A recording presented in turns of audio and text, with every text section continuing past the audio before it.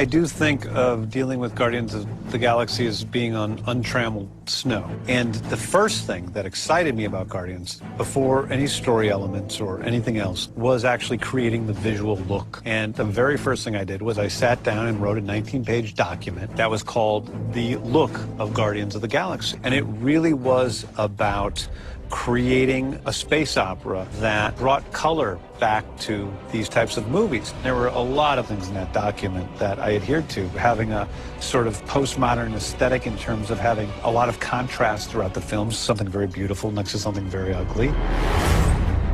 Morag is one of the places we see this most clearly. We have this very dour, ugly landscape and these beautiful skies. Although they're storm-filled skies, they're beautiful. Morag is this planet that was completely flooded and it's drained away, but that was still a very light, sandy environment, so it's quite a neutral color palette. And then you go into this secret vault, and suddenly you're into this vivid gold, green and blue, jewel-like world. So the color kicks off quite quickly. It's like living in an amazing life-size fish tank, but with no water. A little inside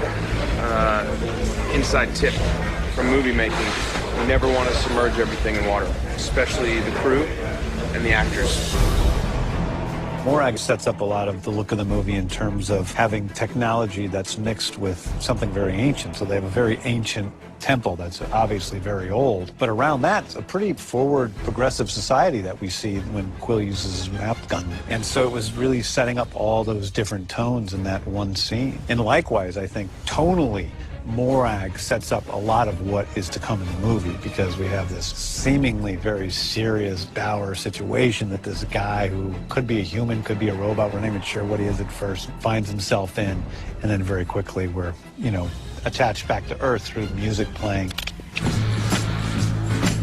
The contrast of the 1970s pop song playing while he's dancing through this very dark, evil-looking temple. Having the music on standby and understanding what's going to be playing is really helpful because it takes the pressure off. A movie like this is so much more than just acting. I mean, every set is a giant set. All the costumes of the aliens, of the extras, all the music, the score, the visual effects. It's like this world is created. So when you hear the music and you get a sense of what's going to be playing at the time, you think, oh, the pressure's off. I can just be myself and be present in this moment, and it'll work. Okay, that's good. Right up I think we got it, yeah. Although, if I have to hear the Pina Colada song one more time, I'm going to lose it.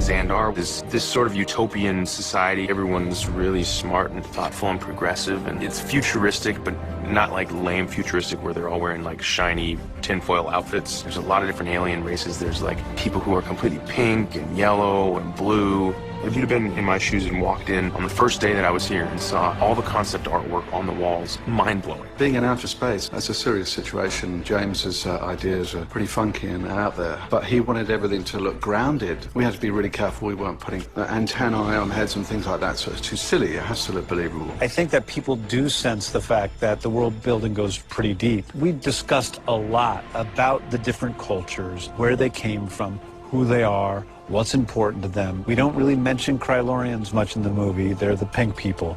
But we have a lot of things in documents about who the Krylorians are and where they came from and what's important to them. And that was important in creating them on screen.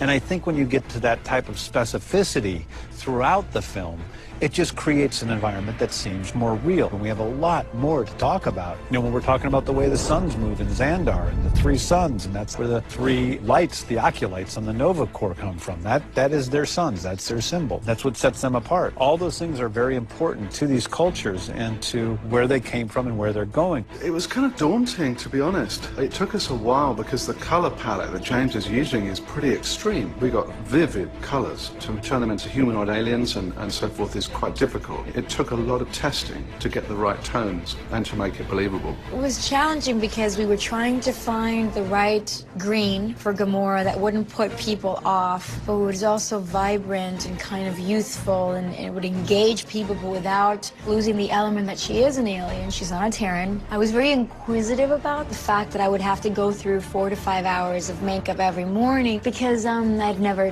had that experience. I always like to do new things. The stuff that they can do now with makeup is just amazing. My makeup's pretty dramatic, but it's just so cool. I mean, when we first started, it was about 4.5 hour application. The bad thing about it is I can't sit while we're doing it. Sometimes I have a little perch and I lean on it. They have these 2 sticks that they have, and they have tennis balls on top of them, and that's what I grab and perch my arms up on.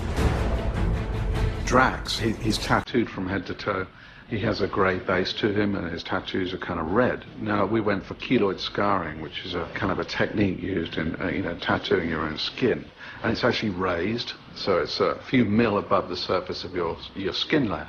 And in 3D, when you see that come towards you, it's really quite vibrant and quite interesting, because it's very, very different. We took a full body cast. We then went into molding it, and then we went into sculpting all the pieces, breaking them down individually, and creating the makeup itself.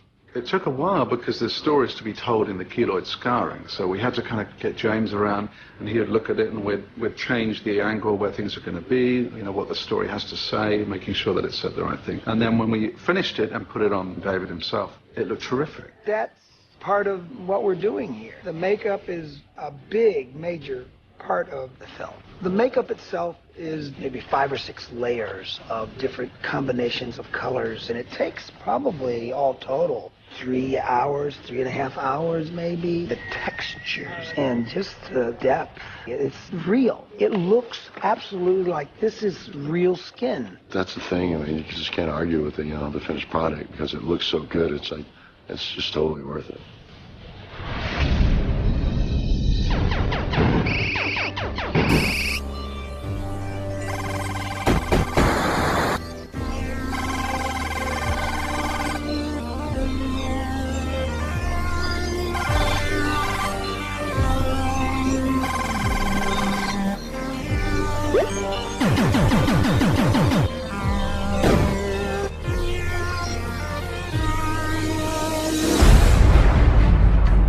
So today we are in the kiln. This is the outer space prison system filled with corrupt guards, and the Guardians of the Galaxy, before they're the Guardians of the Galaxy, are sent here to do time. And we're shooting one big, massive shot that goes all the way up and follows our characters and goes around the whole prison.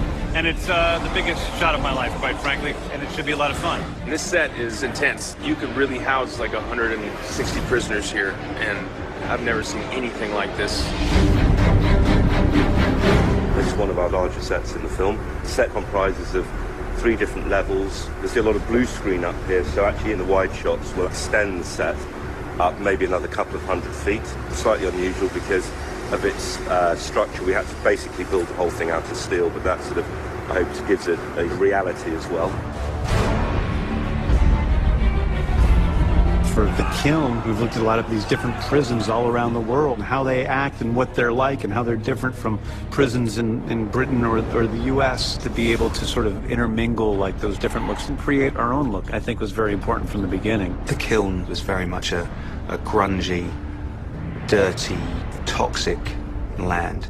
So anything we produced for that had the grimy feel to it. It's dark and dank, and you can almost smell how nasty it is when you're there. It's a rough place to be. This is like the delousing process, I think. This is what you have to do when you go to prison. It's not good. Don't break the law. We work really closely with James on this, as we do, with all of the sets, and also with Previs. Previs then takes our model and starts to actually build the action sequence within that. Then James would come in and say, okay, well, I definitely need this gantry at this height for this particular sequence. I need that cell there. Obviously, the tower itself is a very specific thing. So, even the little junction box that Groot gets to, that had to be at a particular height because we're always working with a virtual character. So we need to know exactly where that little box needs to be because he grows to a certain height. So we're always working within a quasi sort of virtual real space. Here's the thing. It's a lot easier to do spaceships flying and crashing into each other than it is to have a bunch of aliens that aren't there walking and talking and having a conversation, especially if they're not walking in a complete straight line. It's the most complicated scene we've shot. It's a little weird sometimes, you know, just kind of looking into nothing. It's just like one point and you're looking at and you're supposed to be acting and talking to.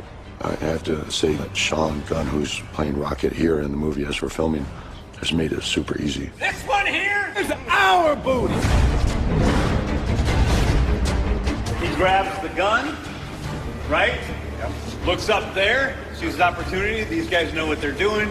Creepy little beasts. Creepy little beast. Throws him the gun swirls through the air in slow motion. Rocket grabs it, boom.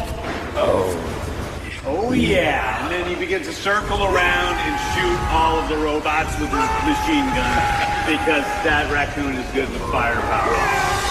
Hey, stay with me as I've got more on Chris Pratt. Did you know that the actor initially turned down the role of Star-Lord in Guardians of the Galaxy back in 2013? Well, apparently he did not want another Captain Kirk or Avatar moment. Even director James Gunn dismissed the idea. Now, after deciding to finally audition, however, Gunn was immediately convinced that Pratt was perfect for the role. Thank goodness.